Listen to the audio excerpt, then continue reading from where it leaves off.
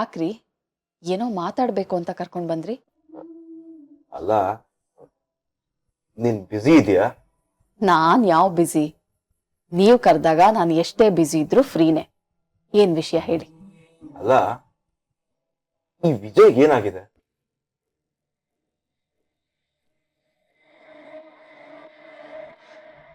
ಅವನಿಗೇನಾಗಿದೆ? ಆರಾಮಾಗಿದ್ದಾನಲ್ವಾ? ಮುನ್ಸು ಮರ್ತಾಯ್ತು, ಮಾಡಿದ ತಪ್ಪು ತಿದ್ಕೊಂಡಿದ್ದಾಯ್ತು, ಜೀವನ ಸರಿ ದಾರಿಗೆ ಬಂತು. ಇನ್ನು ನಾಳೆ ನಿಶ್ಚಿತಾರ್ಥದ ಸಂತೋಷದಲ್ಲಿ ಮನೆ ಮೂಡ್ತು. ಇನ್ಯಾವ ಪ್ರಾಬ್ಲಮ್ಮು ಇಲ್ವಲ್ಲ. ಆದರೂ ಅವನ ಮಾತಲ್ಲಿ ಯಾಕೋ ತೊದಲು ಕಾಣಿಸ್ತಾ ಇದೆ. ಕರೆದು ಮಾತಾಡ್ಸಿದ್ರೆ ಹೆದರ್ಕೋತಾ ಇದ್ದ, ಕಣ್ಣಲ್ಲಿ ಕಣ್ಣಿಟ್ಟು ನೋಡ್ತಾ ಇಲ್ಲ. ಅನ್ಸುತ್ತೆ ಅವನ್ ಯಾವ್ದೋ ಇನ್ನೊಂದು ತಪ್ಪನ್ನ ಮುಚ್ಚಿಡ್ತಾ ಇದ್ದಾನೆ ಅಂತ. ಅದಕ್ಕೆ ಹೆದರ್ಕೋತಾ ಇದ್ದ.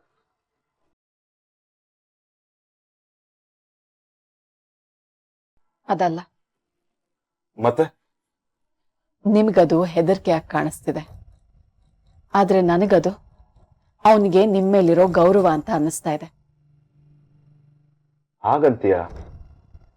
ಹೌದು ರೀ. ಗೊತ್ತೋ ಗೊತ್ತಿಲ್ದೇನೇನೋ ತಪ್ಪು ಮಾಡ್ಬಿಟ್ಟಿದ್ದಾನೆ, ಆದ್ರೆ ಒದ್ದಾಟ ಇನ್ನೂ ಅವನ ಮನ್ಸಲ್ಲಿ ಹಾಗೇ ಇದೆ. ಅದನ್ನ ಅವನು ನನ್ನ ಹತ್ರ ಹೇಳ್ಕೊಂಡಿದ್ದಾನೆ. ಏನಂತೆ? ನನಗೆ ಅಪ್ಪನ ಹತ್ರ ಮುಖ ಕೊಟ್ಟು ಮಾತಾಡೋದಕ್ಕಾಗ್ತಾ ಇಲ್ಲ. ನನ್ನನ್ನು ಅಷ್ಟು ಪ್ರೀತಿಸೋ ಅಪ್ಪನಿಗೆ ನೋವು ಕೊಡೋ ಹಾಗೆ ಮಾಡ್ಬಿಟ್ನಲ್ಲ ಅನ್ನೋ ಪಾಪ ಪ್ರಜ್ಞೆ ನನ್ನನ್ನ ಕಾಡ್ತಾ ಇದೆ ಅಮ್ಮ ಅಂತ ನನ್ನ ಹತ್ರ ತೋಡ್ಕೊಂಡಾರಿ.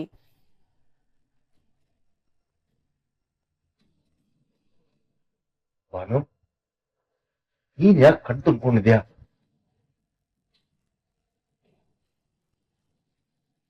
ಈ ಸಮಾಜದ ರೀತಿನೇ ಹೀಗಲ್ವಾ ರೀ? ಒಂದು ಸರ್ತಿ ಒಬ್ಬ ಮನುಷ್ಯ ಕದ್ದು ಸಿಕ್ಕಾಕೊಂಡ್ಬಿಟ್ರೆ ಸಾಯೋ ತನಕ ಅವನ್ ಸುತ್ತಲೂ ಇರೋರು ಒಂದೊಂದು ಕಳ್ಳ ಅಂತಾನೆ ನೋಡ್ತಾ ಇರ್ತಾರಲ್ವಾ? ಅವನೊಂದ್ ವೇಳೆ ಬದ್ಲಾದ್ರು, ಇಲ್ಲಪ್ಪ ಅವನ್ ಹಿಂದೆ ಕದ್ದು ಮಿದ್ದಿದ್ದ, ಈಗ ಮಾಡಿದ್ರು ಮಾಡಿರ್ಬಹುದು, ಹುಷಾರಾಗಿರ್ಬೇಕು, ನಂಬೋದು ಬೇಡ ಅನ್ನೋ ತರಾನೇ ಮಾತಾಡ್ತಾರೆ. ಅವನನ್ನ ನೋಡೋ ನಮ್ಮ ದೃಷ್ಟಿ ಬದಲಾಗ್ಬೇಕು. ಮಾನಸಿಕವಾಗಿ ನಮ್ಮನ್ನ ನಾವು ಬದಲಾಯಿಸ್ಕೊಂಡು ಅವನನ್ನ ಅರ್ಥ ಮಾಡ್ಕೋಬೇಕಲ್ವಾ? ಅವನಲ್ಲೂ ಮನುಷ್ಯತ್ವ ಇರೋ ಮನುಷ್ಯ ಇದ್ದಾನೆ ರೀ. ನೀನ್ ಅಳ್ಬೇಡ ಭಾನು.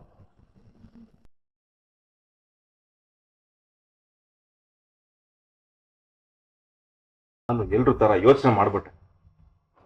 ದಯವಿಟ್ಟು ನನ್ನ ಕ್ಷಮಿಸ್ಬಿಡು.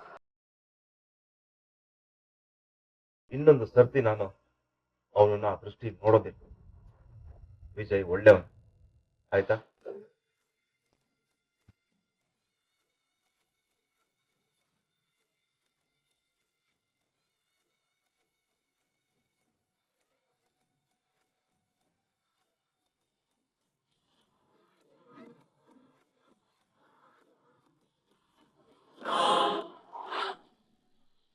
ಏನಿಗಿತ್ತ ನೀನು ಆ ವಿಜಯ್ ಹತ್ರ ಯಾಕೆ ಜಗಳ ಮಾಡಕ್ ಹೋದ?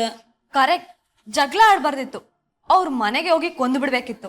ಅವನ ವಿಷಯ ಬಿಡು ಗೀತಾ, ಮೊದ್ಲು ಅಪ್ಪನ ಕಡೆ ಗಮನ ಕೊಡು. ಗಮನ ಅಷ್ಟೇ ಕೊಡ್ಬೋದು ಶರಣ್ಯ, ಆದ್ರೆ ಒಳಗಡೆ ಹೋಗಿ ಏನಾಗಿದೆ ಅಂತ ನೋಡಿ ಅದನ್ನ ಸರಿ ಮಾಡಕ್ ನನ್ ಡಾಕ್ಟರ್ ಅಲ್ಲ.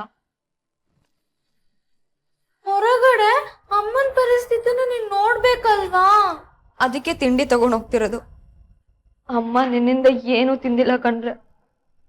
ಬನ್ರಿ.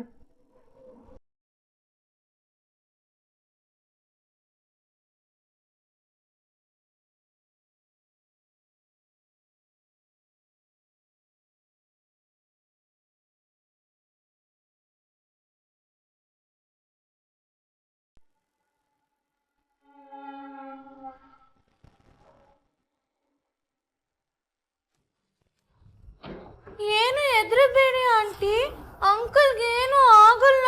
ಹೌದಾ? ನೀನೇನ್ ಭವಿಷ್ಯ ನುಡಿಯೋಳ ಅಮ್ಮ?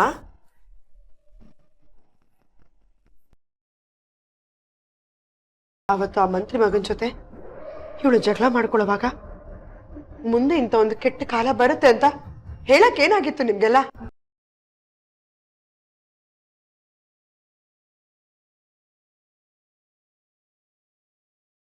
ಸಾವಿನ ಮನೆ ಮುಂದೆ ಬಂದು ಲೊಚ್ಚುಗುಟ್ಟೋದು ಸುಲಭ ಅಮ್ಮ. ಆದ್ರೆ ಯಾವುದೋ ಒಂದು ಕುಟುಂಬ ಕಷ್ಟಕ್ಕೀಡಾಗ್ತದೆ ಅಂದ್ರೆ ಅಂತ ಸಮಯದಲ್ಲಿ ಬಂದು ಎಚ್ಚರಿಸೋದು ಮುಖ್ಯ.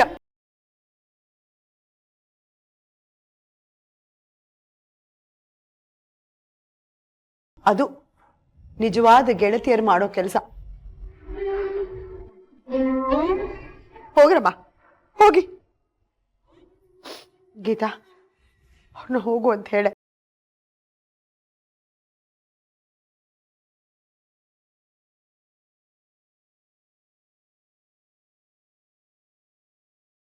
ನಿಮ್ ಕಷ್ಟ ಏನೇ ಇದ್ರು ಅದನ್ನ ನಾವೇ ಹೊರೋಣ.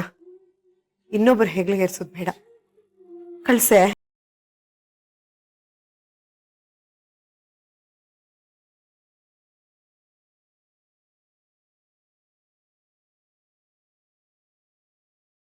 ಬರ್ತೀವಿ ಗೀತಾ, ಏನಾದರೂ ಇದ್ರೆ ಕಾಲ್ ಮಾಡು.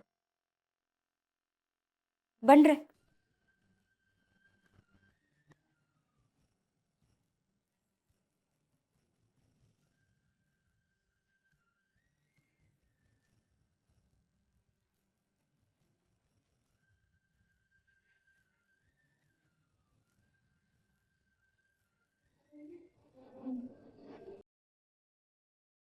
ಅಮ್ಮ, ನಿನ್ನಲ್ಲಿರೋ ನೋವು ಗೊತ್ತಾಗುತ್ತೆ, ನಿನ್ನಲ್ಲಿರೋ ಸಿಟ್ಟು ಗೊತ್ತಾಗ್ತಿದೆ. ಆದ್ರೆ ನಿನ್ನಲ್ಲಿರೋ ಮತ್ತೊಂದು ನಿನ್ನನ್ನ ಮರ್ತ್ ಕೂತಿದ್ಯಾ, ಅದು ನಿನ್ನ ಹಸಿವು. ನೆನ್ನೆಯಿಂದ ನೀನೇನೋ ತಿಂದಿಲ್ಲ ಅನ್ನೋದು ನಿನಗ್ ನೆನ್ಪಿದ್ಯಾ? ಅಲ್ಲಿ ನಿಮ್ಮಪ್ಪ ಉಳಿಬೇಕು ಗೀತಾ. ನೀನು ಉಳಿಬೇಕಲ್ವೇನಮ್ಮ? ಅಂದ್ರೆ ನಿಮ್ಮಪ್ಪ ಉಳಿತಾರೆ ಅಂತೀಯಾ? ಖಂಡಿತ ಉಳಿತಾರಮ್ಮ.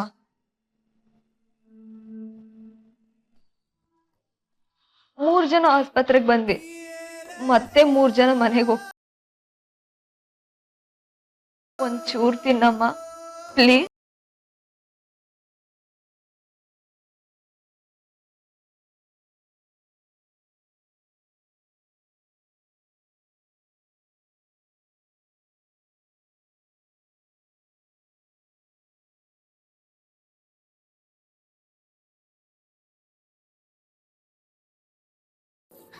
ಸಿಸ್ಟರ್, ಏನ್ ಸಿಸ್ಟರ್ ಹಿಂಗಾಗೋಯ್ತು? ಡಾಕ್ಟರ್ ಹೇಳಿದ್ರಲ್ಲ, ಆಸ್ಪತ್ರೆ ಆರೋಗ್ಯ ಕೊಡುತ್ತೆ ಹೊರತು ಆಯಸ್ನಲ್ಲ ಅಂತ. ಯಾರ್ಯಾರ ಹಣೆ ಬರುತ್ತೋ ಎಷ್ಟಿರುತ್ತೋ ಅಷ್ಟೇ ಲೈಫ್. ಅದು ನಿಜ, ಅದು ನಿಜ. ನಮ್ ಕತೆನೂ ಅಷ್ಟೇ ಅಲ್ವಾ? ಇಷ್ಟೊತ್ತು ಪೇಷಂಟ್ ನೋಡ್ಕೊಂತಿದ್ವಿ, ಈಗ ಹೆಣ ನೋಡ್ಕೊಂತಿದೀವಿ ಅಷ್ಟೇ. ಈ ಹೆಣನ ನಾಳೆ ಸಂಜೆ ತನಕ ಕಾಯ್ಬೇಕು, ಅದು ಸತ್ತಿಲ್ಲ ಅನ್ಕೊಂಡು.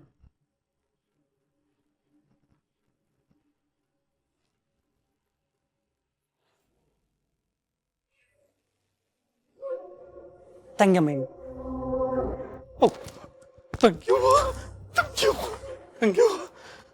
ಏನಾಯ್ತು? ಗೊಟಕ್. ಯಾರು? ಅದೇ ಗೀತಾಳಪ್ಪ ವಿಷ ಕುಡಿದಿದ್ನಲ್ಲ, ಹೋಗ್ಬಿಟ್ಟ. ಕೈಲಾಸ.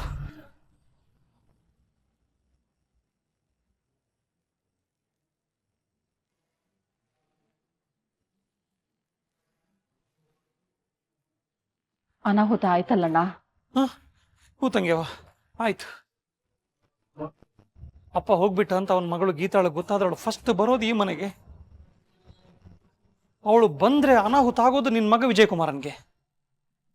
ಹಾಗೇನಾದ್ರೂ ಆದ್ರೆ ನಾಳೆ ಸಂಜೆ ತನಕ ವಿಷಯ ಮುಚ್ಚಿಡಿ ಅಂತ ನಾನು ಡಾಕ್ಟರ್ ಹತ್ರ ಹೇಳಿದ್ದೀನಿ. ಆದ್ರೂ ತಂಗ್ಯವ, ಯಾವ್ದಕ್ಕೂ ಸೇಫರ್ ಸೈಡ್ಗೆ ಡಾಕ್ಟರ್ಗೆ ಇನ್ನೊಂದ್ಸರಿ ಫೋನ್ ಮಾಡೋದು ಒಳ್ಳೇದು.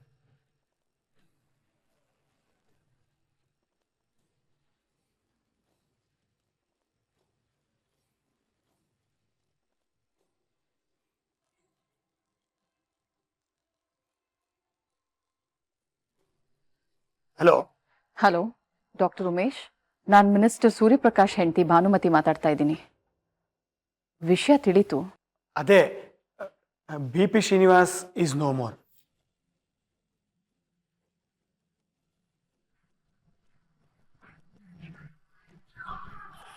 ಆಯ್ತು. ಹೀಗಾದಾಗ ಏನ್ ಮಾಡ್ಬೇಕು ಅಂತ ನಾನು ಹೇಳಿದ್ದು ನೆನಪಿದೆ ಮೇಡಮ್. ಈ ಸಾವಿನ ವಿಷಯ ಯಾವುದೇ ಕಾರಣಕ್ಕೂ ಗೀತಾ ಮತ್ತು ಅವ್ರ ತಾಯಿಗೆ ನಾಳೆ ಸಂಜೆವರೆಗೂ ಗೊತ್ತಾಗಬಾರ್ದು. ಪರವಾಗಿಲ್ವೇ? ನಿಮ್ಮ ಮೆಮೊರಿ ಪವರ್ ತುಂಬಾ ಚೆನ್ನಾಗಿದೆ. ಮಿಸ್ಟರ್ ಮಿಸ್ಸಸ್ ಅವ್ರ ಮಾತನ್ನ ಮರೆಯೋಕ್ಕಾಗತ್ತಾ ಮೇಡಮ್? ಗುಡ್. ನಾಳೆ ಸಂಜೆ ನಾನು ಫೋನ್ ಮಾಡಿ ಹೇಳಿ ಅನ್ನೋವರೆಗೂ ಶ್ರೀನಿವಾಸ್ ಸತ್ ವಿಷಯ ಯಾರಿಗೂ ಹೇಳಬೇಡಿ. ಬದುಕಿದ್ದಾರೆ, ಕ್ರಿಟಿಕಲ್ ಕಂಡೀಷನ್ ಇದ್ದಾರೆ ಅಂತಾನೆ ಹೇಳ್ತಾ ಹೋಗಿ. ಅದ್ರ ವ್ಯವಸ್ಥೆ ಎಲ್ಲ ಆಗಿದೆ ಮೇಡಮ್. ಹೆಣ ಕಾಯೋಕೆ ನಮ್ಮವ್ರು ರೆಡಿ ಇದ್ದಾರೆ. ಏನ್ ಹೇಳ್ಬೇಕೋ ಅದನ್ನ ಅವರು ಹೇಳ್ತಾರೆ. ಓಕೆ, ಈ ಸಹಾಯಕ್ಕೆ ನಿಮಗೆ ಯಾವುದೋ ಒಂದು ರೀತಿಯಲ್ಲಿ ಬಹುಮಾನ ಸಿಗುತ್ತೆ ಬಿಡಿ. Good night.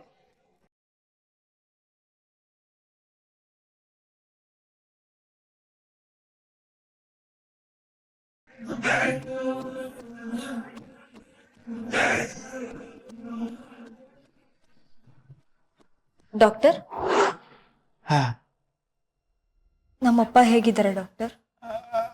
ಅವರೊಂಥರ ಚೂರೇ ಇಂಪ್ರೂವ್ ಆಗ್ತಾ ಇದ್ದಾರೆ.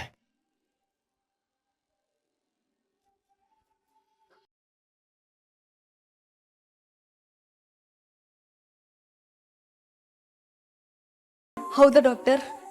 ನಿಜ ಹೇಳ್ತಿದ್ದೀರಾ? ಒಳ್ಳೇದಾಯ್ತು. ನಮಗೆ ನಮ್ಮಪ್ಪ ಬಿಟ್ರೆ ಬೇರೆ ಯಾರೂ ಗತಿ ಇಲ್ಲ ಡಾಕ್ಟರ್. ನಮ್ಮಪ್ಪಂಗೇನಾದ್ರೂ ಆದ್ರೆ ನಾವ್ಯಾರೂ ಬದುಕಿರಲ್ಲ. Nothing to worry. ಇದೇ ರೀತಿ ಮುಂದುವರೆದ್ರೆ ಅಪಾಯದಿಂದ ಎದ್ದು ಬರ್ತಾರೆ.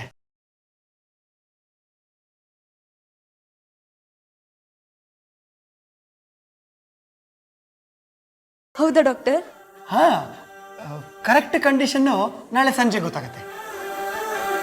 ಹಾಗಾದ್ರೆ ನಾಳೆ ಸಂಜೆ ಅವ್ರನ್ನ ಎತ್ಕೊಂಡು ಹೋಗ್ಬೋದು. ಐ ಮೀನ್ ಕರ್ಕೊಂಡು ಹೋಗ್ಬೋದು. ನಾನು ಹೇಳ್ತೀನಿ, ನಾಳೆ ಸಂಜೆ ವಿಷಯ ಕ್ಲಿಯರ್ ಆಗತ್ತೆ. ನೀವು ಅವ್ರನ್ನ ಮನೆಗೆ ಕರ್ಕೊಂಡು ಹೋಗ್ಬೋದು. Thanks doctor, thank you so much. ಹಾ, ಬರ್ತೀನಿ.